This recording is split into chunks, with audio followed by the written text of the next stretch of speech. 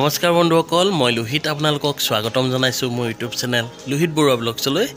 বন্ধুসকল, আজি আমি যাবলৈ ওলাইছোঁ শিৱসাগৰ ৰংঘৰলৈ বুলি। গতিকে ভিডিঅ'টো চাই থাকক। যদি ভিডিঅ'টো চাই ভাল লাগে লাইক, কমেণ্ট, শ্বেয়াৰ আৰু ছাবস্ক্ৰাইব কৰি দিব, লগতে বেল আইকনটো দবাই দিব। তেন্তে ব'লক ভিডিঅ'টো আৰম্ভ কৰোঁ।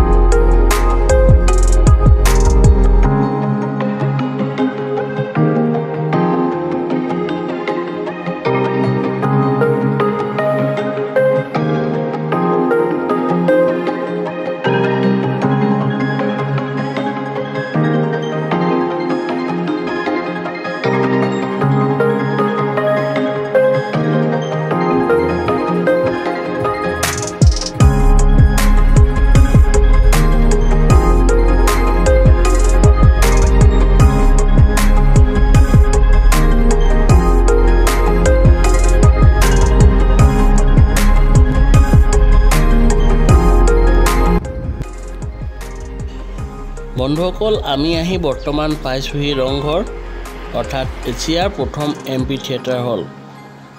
আৰু আপোনালোকে দেখিবলৈ পাইছে ৰংঘৰটো ৰাস্তাৰ পৰা ইমান সুন্দৰকৈ জিলিকি আছে।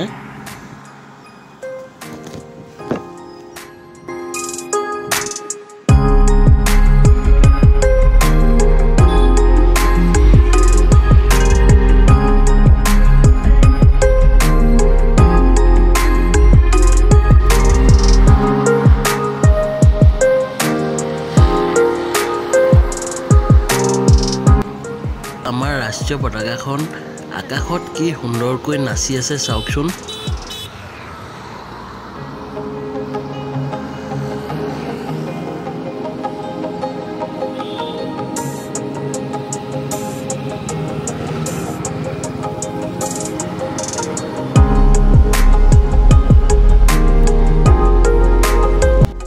বন্ধুসকল, ৰংঘৰৰ ভিতৰত সোমাবলৈ হ'লে টিকেট ল'ব লাগে। গতিকে আমাৰ ভাইটিক পঠাই দিছোঁ টিকেট ল'বলৈ। সি টিকেট লৈ আছে।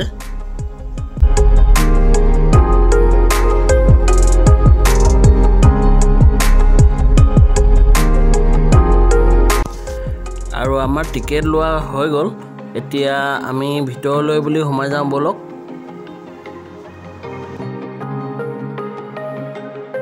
আমি এতিয়া বৰ্তমান ৰংঘৰৰ বাউণ্ডৰীৰ ভিতৰলৈ বুলি সোমাই আহিছোঁ। আৰু সোমাই পেলানি দেখিবলৈ পাইছোঁ ৰংঘৰৰ বাকৰিত চাফাই কাম চলি আছে। এইফালে ঘাঁহবিলাক বহুত দীঘল হৈ গৈছিলে, মেচিন দি এইফালে ঘাঁহবিলাক কাটিছে আৰু বাহনি মাৰি চাফা কৰি গৈছে। আজি ৰংঘৰত বহুত মানুহ আছে দেখিবলৈ পোৱা গৈছে।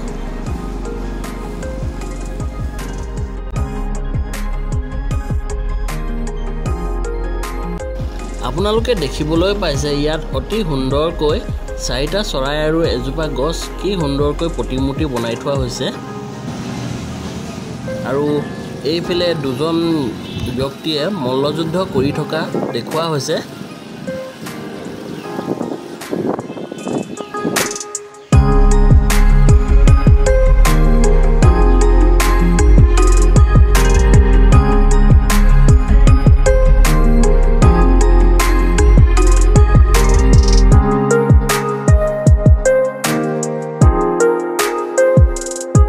ইয়াত মহৰ যুঁজৰ চানেকি হিচাপে এক প্ৰতিমূৰ্তি বনাই থোৱা হৈছে।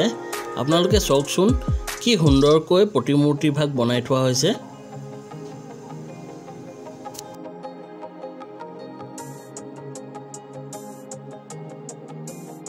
বন্ধুসকল, এইটো হৈছে মোৰ ভাইটি, আপোনালোকে দেখিবলৈ পাইছে।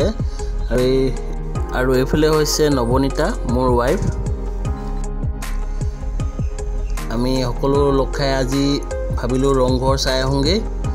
গতিকে ৰংঘৰলৈ বুলি আহিছোঁ। আপোনালোকে দেখিবলৈ পাইছে ৰংঘৰ বাটচোৱাত ইমান সুন্দৰকৈ ফুলবিলাক ৰুই থোৱা হৈছে।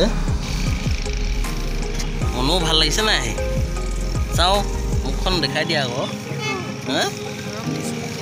গৰম উঠিছে, কৈ দিয়া।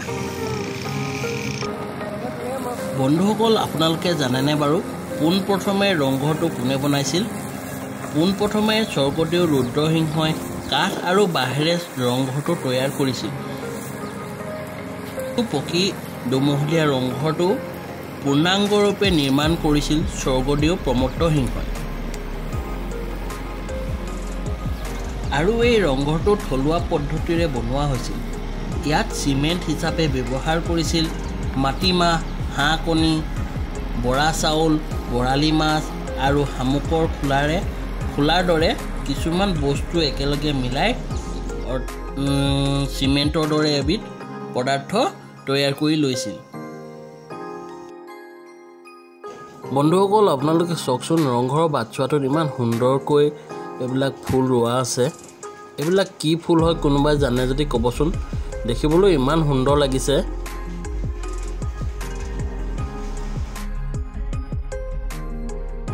আমি ৰংঘৰৰ ভিতৰত সোমাইছোঁ। এয়া হৈছে ৰংঘৰৰ তলৰ মহলাটো। আপোনালোকে চাওকচোন কিমান সুন্দৰকৈ ডিজাইন বনাই থৈছে। আৰু এইবিলাক ঠায়ে ঠায়ে ৰিপেয়াৰিং কৰা হৈছে।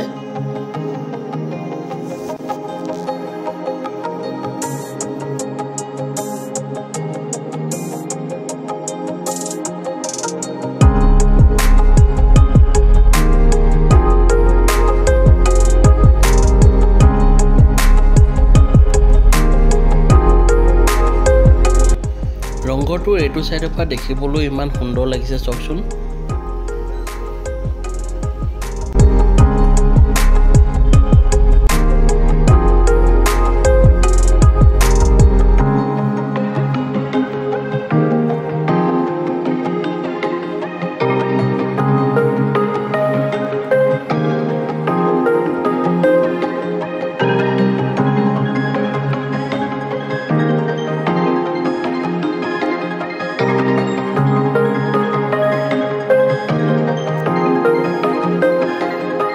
এতিয়া মই আপোনালোকক ৰংঘৰটোৰ ওপৰলৈ লৈ যাবলৈ চেষ্টা কৰিম।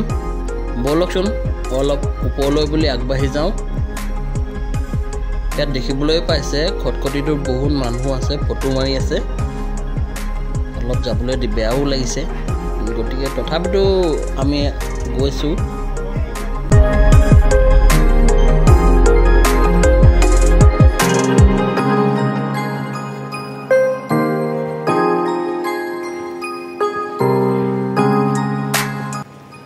ৰংঘৰৰ ওপৰত অৰ্থাৎ দ্বিতীয় মহলাত উঠিলোঁ আৰু আপোনালোকে দেখিবলৈ পাইছে ইয়াতো এতিয়াও বহুত মানুহ দেখিবলৈ পোৱা গৈছে। হয়তো বহুত দূৰৰ মানুহ আহিছে ৰংঘৰটোৰ সৌন্দৰ্য উপভোগ কৰিবৰ কাৰণে।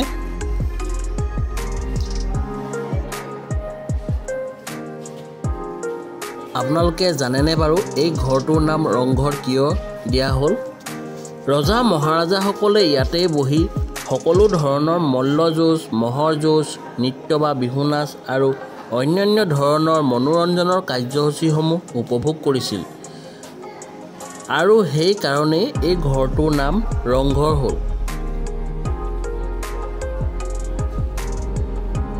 আপোনালোকে চাওকচোন, ইয়াৰ ওপৰৰ পৰা গোটেই ফিল্ডখন কিমান সুন্দৰকৈ দেখি পোৱা যায়।